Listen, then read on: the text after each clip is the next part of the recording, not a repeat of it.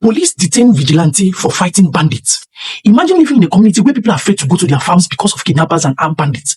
Imagine the same community comes together to protect itself, only for controversy to erupt over what happened next. This story is raising serious questions about community security, the role of vigilante groups, and how authorities respond in an area facing repeated attack. These are important claims that deserve careful attention and should be examined based on the available evidence. Watch the full video, listen to the complete story, and then tell me what you think the right decision we made.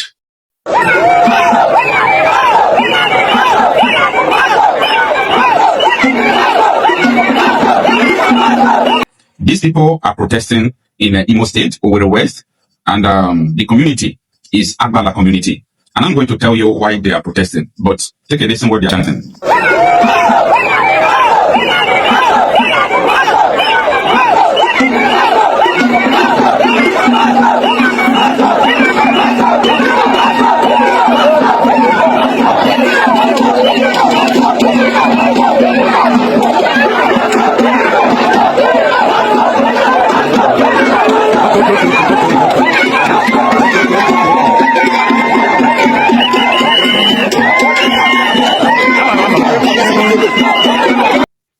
Yes, they are shouting Fulani must go, DPO must go.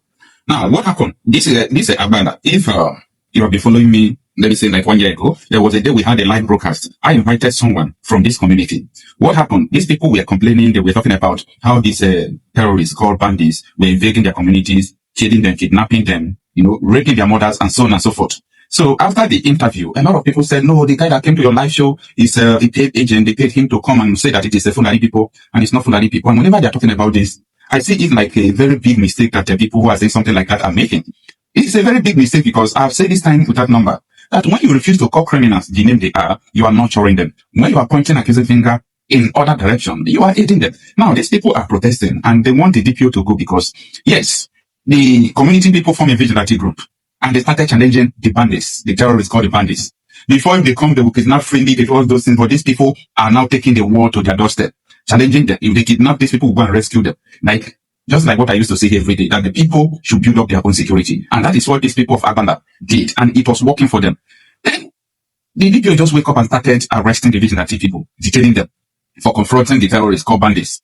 Well, I don't know the allegation or the framing that they are going to do against these vigilante people. But I want people to understand that the vigilante groups are the last hope when it comes to security in this place called Nigeria. The vigilante groups are the last hope. The police cannot help you. The police will never save you. The military will not help you. The military can never save you. By the way, you see the voice note, right? The new voice note that is going on around the internet that is going viral right now, where the terrorist leader in Katsina State, let me say the jihadist governor of Katsina State, saying that the government are begging him for peace. At the same time, the government are sending soldiers to come and kill him. And all the whole soldiers they are sending to him are his boys. That these are the people who gave him information that all these soldiers are under him. So this is something that triggers a lot of people's emotion, like this is a breach of security. But we are not surprised. We know what is going on. Now, who is going to save these people? If they complain, they will tell them that these people are not a Fulani militia. Okay, if they complain, they will tell them, no, these people are not this. If they complain, they will tell them, these people are not this. Like, how? So, who is going to save these people? Now, the DPO itself is not even helping the matter. The DPO is not detaining the people that are ready to fight these terrorists. Is it not what they are doing from across the country? Anyway, this is unacceptable. So, that is apart. Let's look into what the elder pastor of the Redeemed Christian Church of God, Elder Adeboye, Enoch Adeboye, yes, that's the name I'm trying to remember. Enoch Adeboye. So, he made a statement that Tinubu have tried his best, that Tinubu cannot wear khaki and start fighting in a war front. To make this one clear, I don't support those who are accusing the president of not doing enough. When the commander-in-chief had given instructions to his subordinates, he has done his bit. You don't expect him to go and put on khaki. When my friend Trump gives instruction to go and bomb anywhere, he doesn't leave White House. He has done his bit.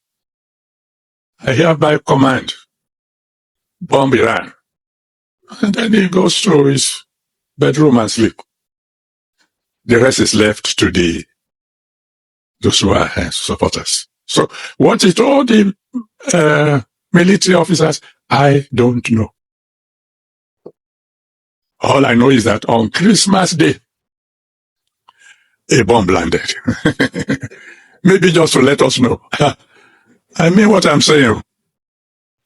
Honestly, sir, we know Tinubu cannot wear clothes and start fighting. We know Tinubu is aged, like he's an old man. He cannot wear kaki and fight. Nobody said he should go and fight. Nobody said Tinubu should go and fight. So, if you appoint, for example, you appoint service chiefs, and they are not doing what you ask them to do, what are you going to do? You fire them, right? Then if they are doing what you ask them to do, then the responsibility boils down to you as the commander-in-chief.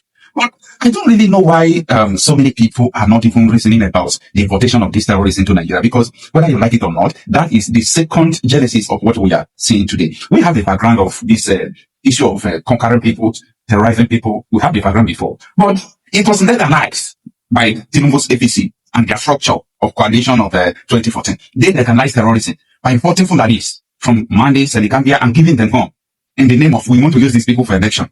And after that, what happened? That is the genesis. So, try to say Tinubu have tried his best. Try his best for importing terrorists.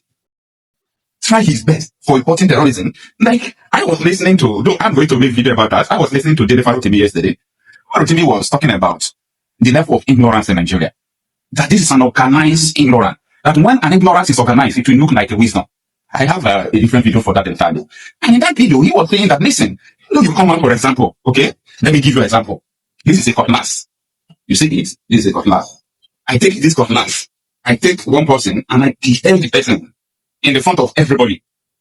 You get it? Then after beheading the person, I still come out to tell you that I will solve the problem of Nigeria. I will stop beheading of people. Then after beheading that guy, I still carry this cutlass. I buy them many and started giving it to my boys to go and start cutting people who do not agree with us. Then you come out to say that the country or that organization or that state is going to prosper. No, it's not going to it's not going to prosper. Now, a lot of people ignore evidence and they believe in what never exists. That is a mirage. They believe in mirage, what never exists. And they ignore the evidence. Like, if you come out to tell them that, if whether you like it or not, when the foundation is destroyed, there is nothing the righteous could do. Nigeria is not going to work. And there is a proof why it is not going to work. If you are solving mathematics, then you miss numbers from the premise. You miss the number where you are supposed to write 7. You write 10. I'm not going to get the answer. If you like do what you want to do, you will fail it, the outcome. If you are building 3-story building and you do a foundation of a 2-bedroom flat without a story building, and later you wake up to say, no, this building must be great. This building must be great. Let us use this story on top. That is organized ignorance. It looks like a wisdom. Organized ignorance looks like a wisdom. That is what we are seeing in Nigeria. Both the young, the old, they have what the delivery was referring to. Organized ignorance. You ignore the fact that blacks are ruling you. Terrorists are ruling you. You ignore that fact. And you are here saying that Nigeria is going to get better. See, no nation gets or becomes great because of money or because of only natural resources. If a nation becomes great because of natural resources, look at Angola, look at Congo, they will have been greater than the US. So, there is money in Nigeria. And the money is flowing into terrorism, into wrong hands, and people enjoying it. People think that is life. No, that is not life. Life is all about the quality of transparency, truth, freedom you have. That is life. Life is all about having the genuine freedom. You don't have freedom in Nigeria. In fact, your life is at stake. Your life is at stake. And I want to tell you my anger. My anger is that people who are in the rural areas, they are a different people from people who are so-called elites in Nigeria. The elites are well disconnected from the reality on ground. They don't know what is going on in the villages, people dying every day. But you stay there in Abuja and talk rubbish. Or you stay there in your beautiful mansion in one corner and be talking rubbish. Why the real people are dying? So, we must call a spade, whether you like it or not. Saying the truth about what is going on is something that everyone should do. If my brother is a criminal, I should say that my brother is a criminal. My brother is not a criminal, I should say that he's not a criminal. This is not the time to lie. This is not the time for you to just come out to say something that doesn't exist because you are looking for favor, because they want to call you patriotic. And up to today, nobody can define what patriotism is in Nigeria. Why? Because they see people who lie to be patriotic. They see people who lie to you to be patriotic. It's not patriotism. Do you understand? That is not patriotism. People are funding terrorism. And you are trying to forget that they are patriotic. They lie to you that they want one Nigeria. That is the greatest lie I've ever heard. You see, these people telling you they want one Nigeria. No, their mission is to conquer Nigeria and make it one Islamic country. That is the meaning of one Nigeria. Whether you like it or not, may God give you a life to witness what is going to happen tomorrow. Because it seems that this organized ignorance it is gaining momentum. May we never be a victim of organizing Laura.